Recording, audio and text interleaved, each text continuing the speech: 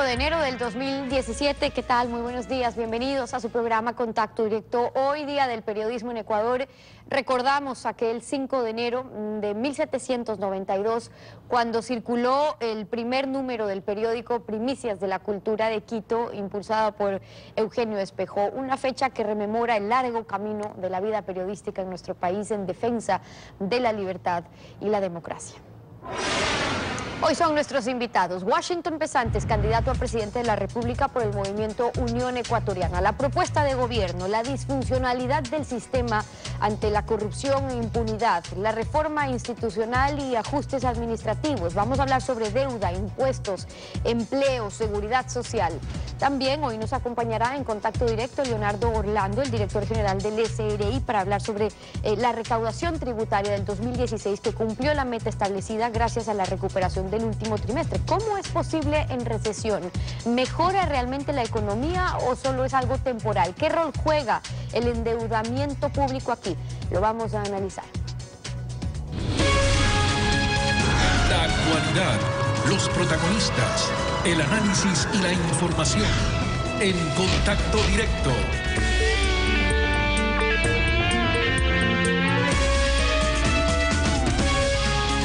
¿Qué tal, Alfredo? Buenos días, ¿cómo te va? Muy bien, Estefi, buenos días a todos. Hoy continuamos el ciclo de entrevistas a los candidatos presidenciales con Washington Pesantes, candidato del movimiento Unión Ecuatoriana. Estefi. Habrá 9 preguntas, hay un mensaje final, el invitado tiene 2 minutos para responder cada pregunta. Un reloj en sus pantallas va a marcar la disminución del tiempo. Al final de los 2 minutos el audio será cortado para pasar a la siguiente pregunta. Alfredo, tú comienzas. Está con nosotros Washington Pesantes, candidato presidencial por Unión Ecuatoriana. Buenos días, bienvenido a Contacto Directo. Muy buen día, doctor Pinargote. Buen día, Stephanie. Un saludo cordial a los periodistas en su día clásico. A la orden. La corrupción y la impunidad han alcanzado niveles que solo se han podido conocer gracias a los papeles de Panamá revelados por el Consorcio Internacional de Periodistas y al acta transaccional entre Odebrecht y el Departamento de Justicia de Estados Unidos. Estas redes de corrupción han venido operando varios años ante la disfuncionalidad de las instituciones democráticas. Usted en su plan de gobierno propone una reforma institucional de acceso a la justicia. ¿En qué consiste esa reforma? Mire, doctor Pinargote, básicamente el problema de la corrupción es un problema estructural, es un problema cultural, y entonces debe ser enfocada desde el punto de vista preventivo y desde el punto de vista represivo. Creemos que la educación es fundamental y cuando fallan los mecanismos formales de control de ese problema cultural, pues entonces hay que acudir a las instituciones formalizadas, a la justicia. Para eso tenemos mecanismos fundamentales, como por ejemplo aquella que presentara cuando yo fui fiscal general del Estado. Esta es la ley modelo sobre extinción de dominio que fue presentada en el 2009. ¿En qué consiste la ley modelo sobre extinción de dominio? Consiste en que los bienes producto del ilícito, de la corrupción, vale decir peculado, cohecho, concusión, enriquecimiento ilícito, deben y pueden ser en procesos rápidos, judiciales, con el debido proceso y antes de que termine un proceso de carácter penal que a veces dura décadas, que el Estado inmediatamente pueda titularizarse, vale decir que el Estado pueda recuperar los bienes mal habidos producto de la corrupción. De manera que el mecanismo legal idóneo que yo lo presenté debe ser inmediatamente aplicado. Aquí está cuando en el 2009 acudo a la Asamblea Constituyente y le pido que apruebe esta ley. Desgraciadamente fue satanizada. Pero mire usted cómo las mismas Naciones Unidas nos proponen este mecanismo idóneo. Evidentemente es necesario además institucionalizar una comisión de transparencia que permite el control ciudadano, ya que las instituciones de control estatal desgraciadamente no han cumplido su función, particularmente en los últimos tiempos. No obstante, el problema de la corrupción es un... A ver, vamos a la segunda pregunta. Su propuesta de una consulta popular para reformar la Constitución debe ajustarse al trámite especial de estas consultas de acuerdo a la Constitución. ¿Convocará a una constituyente por consulta popular según manda la Constitución? Desde luego que sí. Mire, hasta hace un año todos los candidatos presidenciales manteníamos la tesis de que la única salida es llamar a una consulta popular que viabilice la Asamblea Constituyente. Ahora se han desembarcado solamente Unión Ecuatoriana, la tercera vía, la única candidatura nueva, distinta de los mismos de siempre, de los del pasado y los de ahora, mantiene esta posición.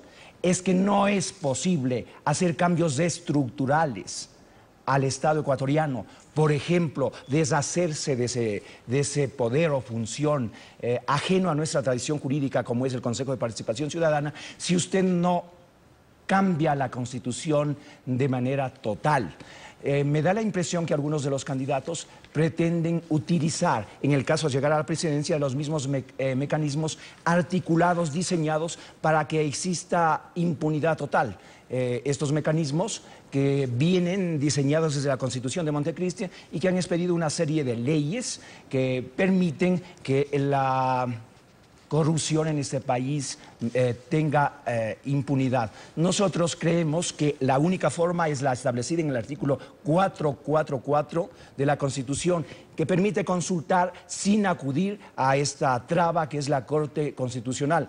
De manera que para que haya una división de poderes, para que haya control, para que haya fiscalización, es necesario organismos independientes. Eso solamente lo puede hacer si cambia la Constitución. Mire usted, por ejemplo, nadie responde políticamente por los casos de corrupción que usted acaba de decirlo, porque se establece en la misma Constitución que previo a un juicio político se debería pasar por el visto bueno de la Corte Constitucional, y nosotros sabemos cómo actúa la Corte Constitucional. Y luego, si va a un juicio político, es necesario las 2/3 partes. Eso nunca se va a conseguir, ni siquiera. Bueno, vamos a la tercera pregunta. En la economía nacional en recesión, otro elemento que pesa mucho es la deuda externa contraída para financiar la obra pública por el pago de los intereses de esa deuda como porcentaje del presupuesto del Estado. Una deuda a corto plazo y con altas tasas de interés que se comen los ingresos tributarios y termina afectando a educación y salud. El principal acreedor del Ecuador es China, con quien se acaba de firmar una asociación estratégica integral. ¿Planteará a China la reestructuración de la deuda? Mire, estamos hablando en el país de hoy, del 2017, de una deuda que supera los 40.000 millones, es decir, ya traspasó el techo establecido legalmente. Cada ecuatoriano que nace el día de hoy tiene una deuda aproximada de $2.700. Dígase lo que se diga, esa es una deuda impagable. Pero no se trata de negar que hay una deuda, lo que se debe hacer es refinanciar en términos que convengan al país, porque no es posible. Desde el 2014 hasta la fecha, en apenas 2 años y medio, se han contraído, los últimos créditos son de 6.250 millones en bonos del Estado que tienen un promedio de 5 años y medio, un interés del 10.75%. Esto significa que nosotros nos estamos endeudando en plazos muy pequeños en relación con otros países que tienen un promedio de 15, 20 años y además se endeudan al 2%. Nosotros no podemos seguir pagando en las mismas condiciones la deuda con China que sobrepasa los $10.000 millones. Nosotros debemos renegociar. ¿Y por qué pagarlos necesariamente en petróleo? Si se puede pagar en productos agrícolas que debemos diversificar, porque nosotros en nuestro plan de gobierno de Unión Ecuatoriana procuramos incentivar la producción en el campo, la producción artesanal, diversificar la producción de los productos tradicionales. Es decir, hay que prepararse para la era postpetrolera, de manera que hay que hacer una revisión, partiendo de una auditoría, hacer una revisión total de la deuda externa. Obviamente hay que honrar las obligaciones, pero sin sacrificar la vida digna, la vida decorosa que debemos tener los ecuatorianos. Una reestructuración de la deuda para que tenga credibilidad necesita un plan de ajuste económico. En su plan de gobierno plantea una reforma administrativa del Estado. En el modelo económico de preponderancia estatal que actualmente rige, ¿qué sectores ajustaría? Mire, doctor Pinargote, el Estado ha crecido en volúmenes totalmente insospechados, inapropiados.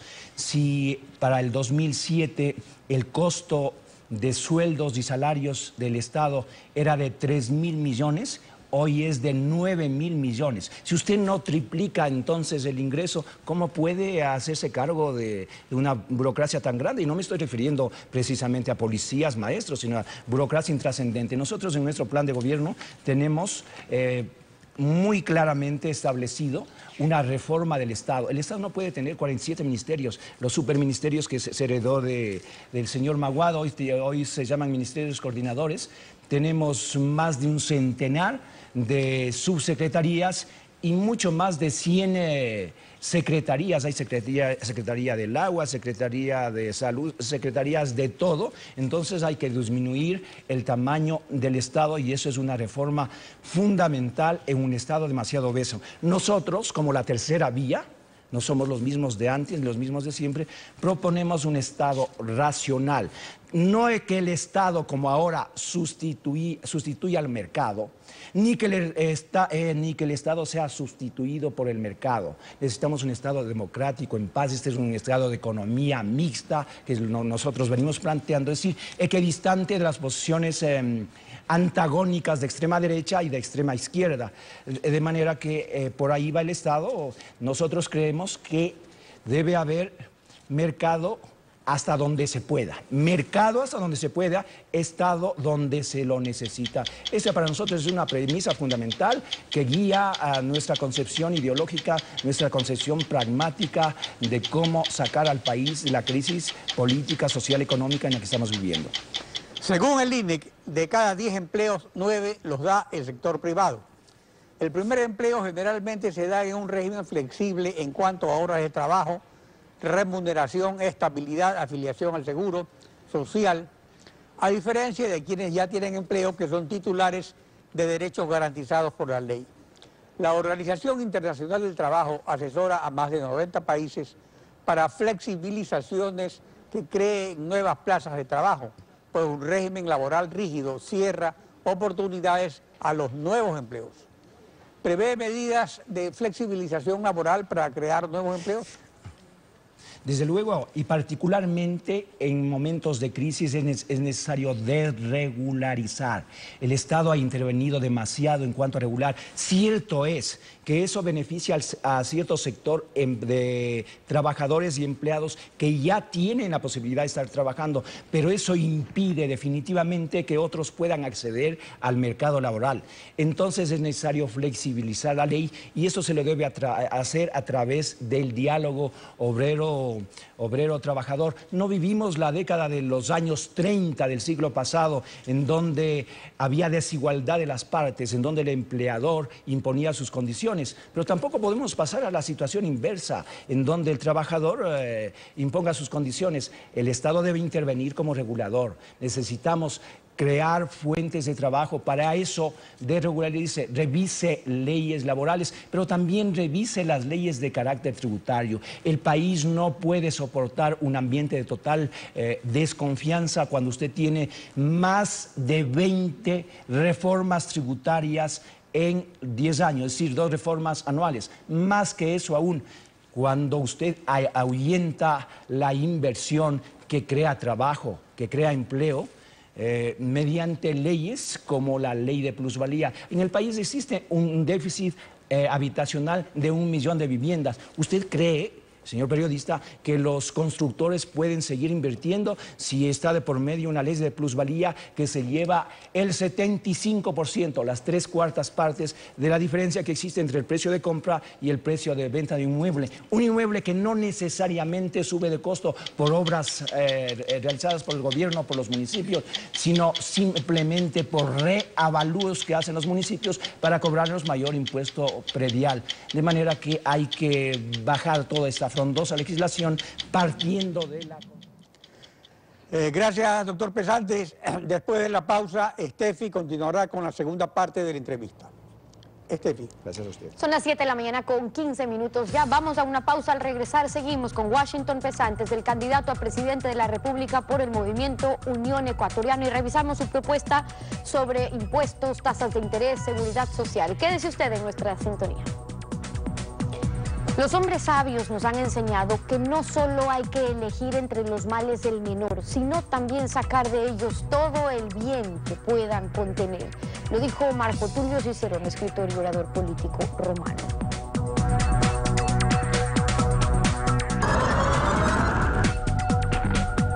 Son las 7:19, continuamos con la entrevista a Washington Pesantes, candidato presidencial del movimiento Unión Ecuatoriana. Bienvenido nuevamente. La carga tributaria resta competitividad a la dolarización, afecta la producción, el empleo, el consumo y la recaudación tributaria en sí. Esta carga se ha ido acumulando desde antes del presidente Correa en una serie de impuestos que él también ha aumentado. Pero el núcleo duro de la recaudación, digamos, son el IVA y el impuesto a la renta, que cubren un 80% de la recaudación total. ¿Cuál es su propuesta sobre el tema de impuestos? El país vive un régimen demasiadamente impositivo. Los ecuatorianos debemos saber, y lo tengo a mano, ya son 68 tributos que a guisa de impuestos, tasas, contribuciones y salvaguardias los tenemos los ecuatorianos. 68 impuestos, usted paga por todo. Usted paga a todas las instituciones, al Estado, a los consejos provinciales, a los municipios, a la Cruz Roja, a los bomberos. Bueno, paga por todo. El Estado debe racionalizar la tributación. Tengamos en cuenta que mientras más gasta el Estado, menos capacidad de gastar tiene el ciudadano. Hay que tener muy presente que de un presupuesto de 30.000 millones que tiene el Estado ecuatoriano, aproximadamente un 45%, es decir, estamos hablando de casi 15.000 millones de dólares, sale del bolsillo de los ecuatorianos. Y el país no puede seguir en esta situación de seguir muchas veces despilfarrando dinero que no le corresponde. Hay una tributación demasiadamente exagerada que impide que la gente invierta, que impide que inversores de fuera del país puedan venir al país y crear fuentes de trabajo. Nosotros definitivamente debemos eliminar cierta clase de impuestos. Acabo de decirlo, el impuesto a la plusvalía, absurdo, que impide que circule el capital en el país, que haya nuevas adquisiciones, que paralice el mercado inmobiliario. En definitiva, hay que eliminar el impuesto a la salida de capitales. Hay que tomar una serie de medidas que hagan un país viable para inversión extranjera y inversión nacional, que pueda retornar. En los últimos 3 años salieron solamente al Perú 2.000 millones de dólares de ecuatorianos que sacaron del país el dinero porque no hay las condiciones. Ok, se nos acabó el tiempo para esa pregunta. Ahora, aparte de los costos laborales y tributarios, es muy importante el costo del dinero. En el Ecuador, este cuadruplica o quintuplica la inflación. Para los diferentes sectores, las tasas efectivas vigentes para enero del 2017, según el Banco Central, van desde el 9.33% para el crédito corporativo a grandes empresas hasta el 50% para microcrédito minorista. ¿Qué propone usted para bajar el costo del dinero? Ese es un factor de confianza. En dolarización, tener una tasa de interés que sobrepase el 10% y que llegue al 30% es una tasa que no podremos soportar. Nadie quiere endeudarse. Hoy los bancos tienen liquidez, no obstante que el gobierno hace lo posible por quitarles liquidez a través de subir el encaje bancario, por ejemplo. Pero el individuo, sabiendo que tiene la posibilidad de acudir a un banco y obtener un crédito, quizás sin mayor dificultad como había antes, no lo hace, definitivamente porque no está en capacidad de pagar en dolarización una tasa promedio del 18, del 20%. De manera que es el Estado el que tiene que tomar medidas de confianza para que, en conjunción con los bancos, bajar la tasa de interés. El Estado, a través del antiguo Banco de Fomento, que hoy tiene otro nombre, Ban Ecuador, debería incentivar a los sectores productivos para que se genere riqueza, para que no vivimos esta época de contracción que tiene signos evidentes.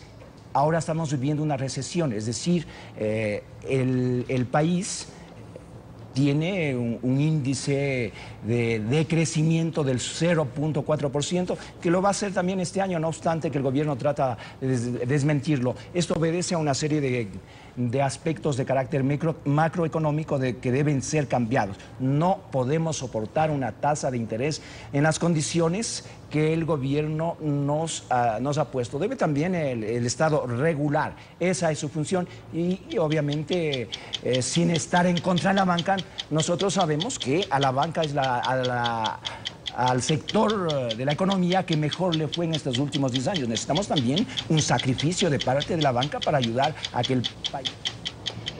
Ahora, en este contexto económico están también las reformas al IES que eliminaron el aporte estatal anual del 40% al fondo de pensiones, que trasladan al fondo de salud recursos que eran del fondo de pensiones, que prácticamente convierten al IES en una dependencia del Ejecutivo y reforman la seguridad social de las Fuerzas Armadas y la Policía. Entonces, esto proyecta un panorama de incertidumbre para las pensiones de jubilación especialmente. ¿Qué plantea para la sostenibilidad de la seguridad social, que es una preocupación de los ecuatorianos? La seguridad social es uno de los derechos fundamentales de los ciudadanos. Ha estado consagrado y está consagrado en la Constitución, tan importante como el trabajo, la salud. Sin embargo, los gobiernos históricamente han hecho de la seguridad social, del seguro social, del IES, del Instituto Ecuatoriano de Seguridad Social, una especie de alcancía, una especie de caja chica, y este gobierno no es la excepción. No se sabe a ciencia cierta, pero lo que se ha podido cuantificar dice que el gobierno ha metido la mano en la seguridad social para llevarse a cambio de bonos, de papeles, aproximadamente 11.000 millones de dólares.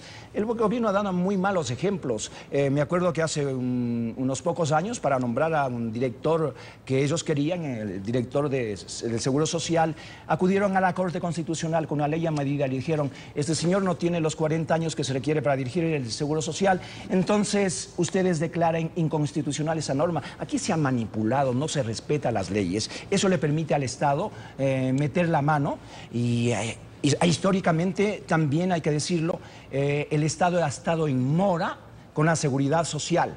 Continuamente ha habido acuerdos para solucionar la deuda, pero los gobiernos han seguido en esa misma línea.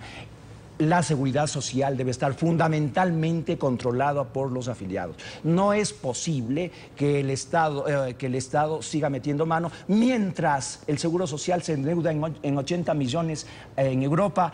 ¿Cómo entiende usted que le deban 11.000 millones de dólares? ¿Cómo entender que el 40% en cualquier sistema de seguridad social le toca aportar al Estado? Porque es tripartito, Estado, afiliados y empleador. El Estado decida definitivamente no hacerlo y decirnos como que fuéramos ingenuos cuando necesiten, es decir, cuando esté quebrando les vamos a dar.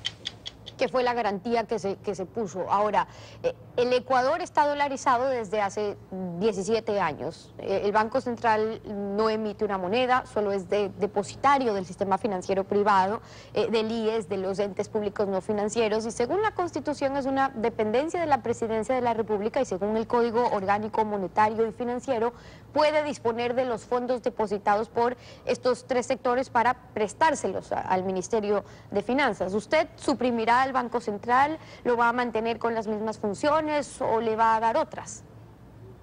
Mire, el gobierno, en su afán de controlar los distintos sectores, porque desgraciadamente es un régimen cuasi dictatorial, yo diría cuasi hasta monárquico, en la medida que concentra todos los poderes y desinstitucionaliza, controla todas las instituciones, hecho mano también de una serie de mecanismos para hacer del Banco Central una dependencia, una especie de figura decorativa dentro del manejo económico del país. Lo que hay que hacer es todo lo contrario, a la inversa. Hay que darle personalidad, hay que darle institucionalidad, hay que darle independencia al Banco Central para que no sea el medio para triangular, es decir, el dinero del IES al Banco Central, al Banco del Pacífico y así para hacernos creer que hay dinero circulante. El Banco Central debe tener la capacidad, evidentemente estamos en dolarización, no tiene la capacidad como antes de emitir moneda, eso está claro, y obviamente hay que sostener la dolarización. No está ni siquiera en tela de discusión la permanencia de la dolarización, pero hay que darle al Banco Central la capacidad de gestión que antes tenía, de manera que eso se diferencia diametralmente de la propuesta estatal y que lo ha venido haciendo desde comienzos de este gobierno, de subestimar las funciones del Banco Central como ente controlador y entre regulador en una economía que requiere tener parámetros suficientes como para que el país tenga estabilidad. Eso es lo que nosotros planteamos básicamente en el aspecto económico. Bueno, y para finalizar, todos los candidatos tienen un mensaje de 1 minuto a la ciudadanía. Miren, ecuatorianos, el 19 de febrero el país no solamente va a acudir a las urnas a votar, el país tiene que elegir. Y no se trata de elegir a un presidente más, se trata de elegir a quienes pretendemos cambiar un sistema anacrónico, un sistema que nos ha llevado a una crisis social, política, económica. El país hoy tiene enfrente al continuismo y del otro lado a quienes ya los conocemos. En términos periodísticos, me permito decirle, o la partidocracia o al régimen de partido único. Frente a ellos solo cabe una alternativa de gente que nos hemos preparado, que en mi caso le ha servido el país por más de 35 años. Yo básicamente soy un docente que conozco la educación, que es el punto de partida para todo cambio. Soy un jurista y me conocen en la faceta de fiscal cuando tuve una actitud vertical en contra de los actos de corrupción. Entonces, la única opción es esa tercera vía, respetuosa, evidentemente, pero equidistante del pasado y equidistante de lo... Y ese es el mensaje de Washington Pesantes, el candidato presidencial del movimiento Unión Ecuatoriana. Gracias por su participación aquí en Contacto Directo. Doña Estefi, a usted muchas gracias. Okay. 7:30, una pausa. Al regresar estará Leonardo Orlando, el director general del SRI. La recaudación tributaria 2016 cumplió la meta establecida gracias a la recuperación del último trimestre. ¿Cómo es posible en recesión?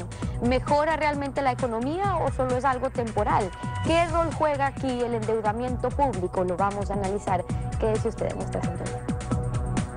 Si tengo que elegir entre la paz y lo correcto, elijo lo correcto. Lo dijo Theodore Roosevelt, presidente de los Estados Unidos.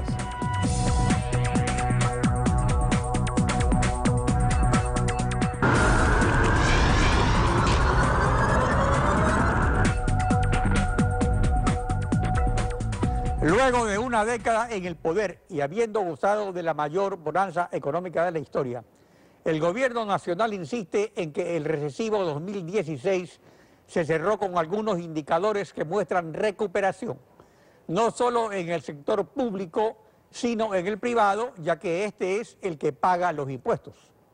Está con nosotros Leonardo Orlando, director general del SRI. Buenos días, bienvenido a Contacto Directo. Muy buenos días, doctor Pinargote, y a todos los ecuatorianos. Gracias por permitirnos en este espacio de entrevista solicitado por el SRI para informar respecto justamente del los balance. Resultados del último trimestre del 2016 se pintan con los mejores del año. Pero cuando ha habido trimestres malos, es lógico que un repunte aparezca aritméticamente sobredimensionado. O sea, el meollo del asunto son las metas propuestas. ¿Se han cumplido las metas? Bueno, respecto de las metas que son presupuestarias, como usted conoce, el presupuesto general del Estado se remite antes de finalizar cada año. Ya desde el mes de septiembre se tiene estructurada la proforma presupuestaria para el año 2016, se remitió en el mes de septiembre a la Asamblea del 2015. En ese momento, obviamente, no se tenía previsto que iba a ser tan prolongada la caída de las exportaciones ni del precio del petróleo. Así que nosotros hemos tenido un cumplimiento del orden del 93% de lo esperado a finales del año 2015 para el año 2016. Tampoco teníamos, obviamente, posibilidad de advertir que iba a haber un terremoto de por medio, ni eventos externos como la apreciación del dólar, la devaluación tan drástica de los países vecinos. Pero lo importante es, y usted lo señala, ver la tendencia. Nosotros hemos dividido, si nos permite mostrar a las cámaras, en 2 semestres.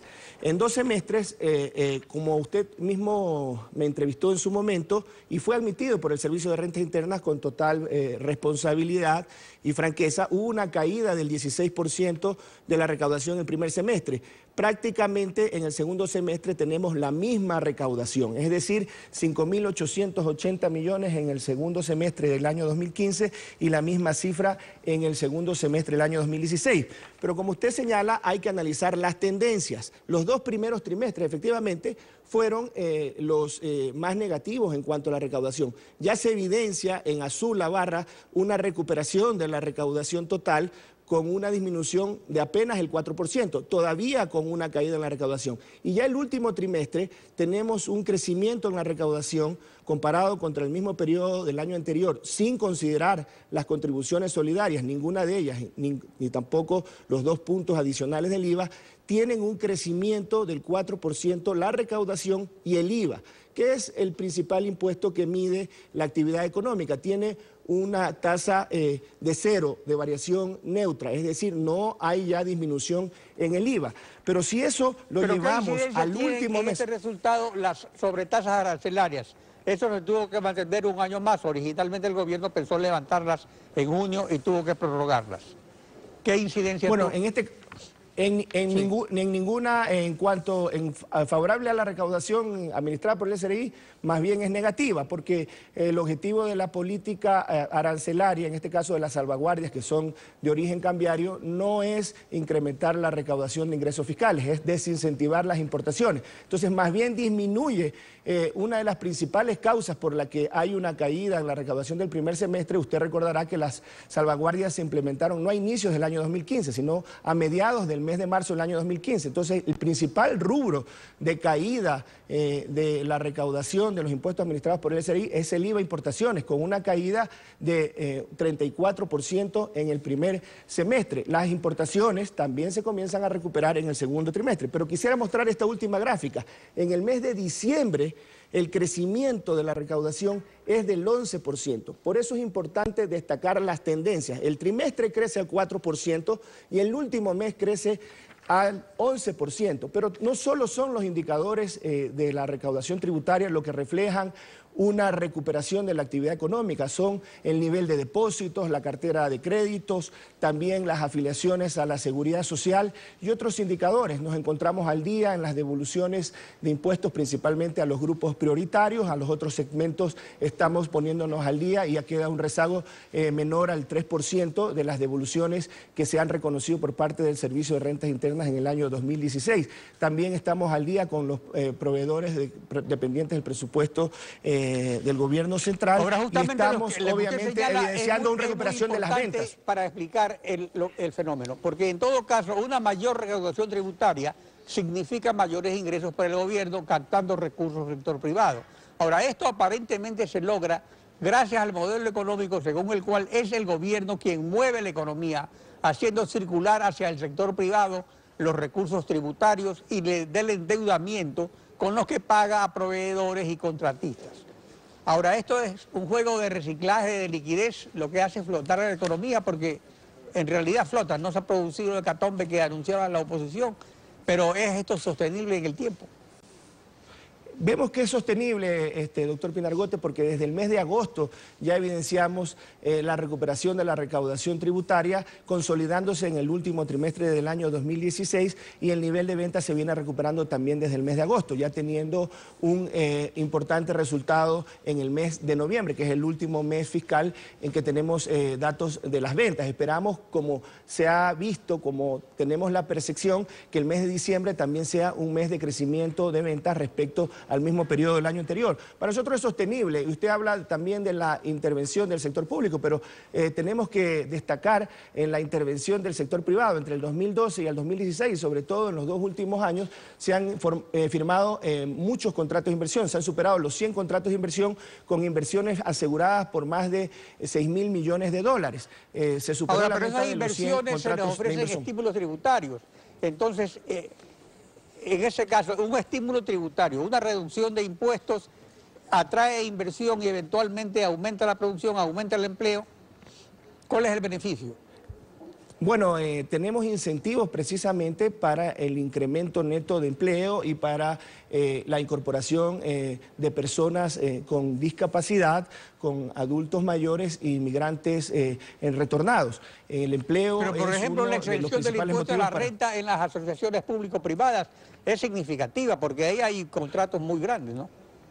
Puede ser hasta 10 años la exoneración del impuesto a la renta. La asociación pública privada puede tener una duración de 15 años y se puede extender por 15 años más, y efectivamente en los 10 primeros años se gozaría, dentro de los beneficios tributarios, se gozaría de la exoneración de impuesto a la renta. En el caso de las zonas de desarrollo económico que están en construcción, pueden tener, y que son uno de los beneficios del Código de la Producción, pueden tener una rebaja de 5 puntos porcentuales del impuesto a la renta, y también incentivos en caso de importaciones de bienes de capital para no pagar el ISD y otros tributos aduaneros. En este caso, nosotros los beneficios son focalizados a la inversión industrial. Estaba diciendo que Cordes, en su publicación titulada Opina, de enero 3, sobre la publicación de las cuentas nacionales del Banco Central correspondientes al tercer trimestre de 2016, señala que para el 2017 el Banco Central proyecta que continúen cayendo la inversión menos 5.2% y el consumo de los hogares menos 0.8%, lo que llevaría el consumo privado a niveles similares a la del 2013 y la inversión a los del 2011. Ahora, si el PIB se reduce en 2 puntos, como lo establecen algunos, no hay coincidencia en estas predicciones. ¿Cómo se explica esta recaudación? O sea, ¿por qué, por ejemplo, se contabilizan notas de crédito y títulos valores del central, que no es dinero en efectivo? Bueno, los títulos valores del Banco Central son instrumentos de orden financiero y bursátil que sirven para disminuir, por ejemplo, pasivos del Estado. Es decir, si usted tiene una obligación con un proveedor del Estado que tienen una amplia acogida por los proveedores del sector público de $1 millón, ese $1 millón sirve para el pago de tributos. Nosotros descontamos en los periodos de análisis, en los periodos de comparación, todos los mismos efectos, contabilizamos y son totalmente comparables. Y en la recaudación neta se debe contabilizar las devoluciones cuando salen. Así que nosotros también... ¿Y eso los valores del central, cuántos millones se han recibido? Bueno, se han recibido alrededor de 600 millones de dólares en títulos del Banco Central, que significó disminución de pasivos por parte del Estado. Tiene el mismo valor, en este caso, que el dinero se comercializa, en este caso, en tasas de descuento menores al 1%, en muchos casos, a veces tasas menores al 0.3%. Y eso usted lo puede confirmar con la Bolsa de Valores de Quito o de Guayaquil. Pero también es importante, usted deja una interrogante abierta. También hay una importante causa para la recuperación de la recaudación, y es la eficacia en los controles, sobre todo en 2 proyectos y 2 programas estratégicos. El control a aquellos contribuyentes que han consumido facturas falsas de empresas fantasmas o instrumentales, y el control derivado de los Panama Papers, el control derivado de la lucha del gobierno ecuatoriano, que como nunca antes un gobierno ha dado muestras evidentes de lucha frontal contra los paraísos fiscales, y poniendo con claridad normas como la emitida en el mes de octubre, distinciones entre los que son paraísos fiscales, jurisdicciones de menor imposición y regímenes fiscales preferentes, entre los que están, como usted el otro día en una entrevista me decía, probablemente con una información incompleta, de que habíamos excluido a 4 estados de Estados Unidos. La circular del año 2012 Disculpe, se mantiene pero lo que está en intacta. vigencia no los incluye, o sea, se los incluyó. Está totalmente incluido, doctor Pinargote. De manera expresa están citados los regímenes de Wyoming, Nevada, Florida y Delaware. Y adicionalmente los 52 estados de Estados Unidos que tienen este régimen de compañías de responsabilidad limitada para no residentes que no tributan a nivel federal o tienen una imposición muy baja a nivel estatal, están considerados con el mismo tratamiento de paraísos fiscales, al igual que algunos regímenes de otros países. Tu participación en Contacto Directo con la información que nos acaba de dar. Gracias. Gracias a usted. Concluimos así esta emisión. A ustedes, gracias también su confianza y sintonía. Nos vemos mañana, Alfredo. No, conmigo. Contigo será este lunes.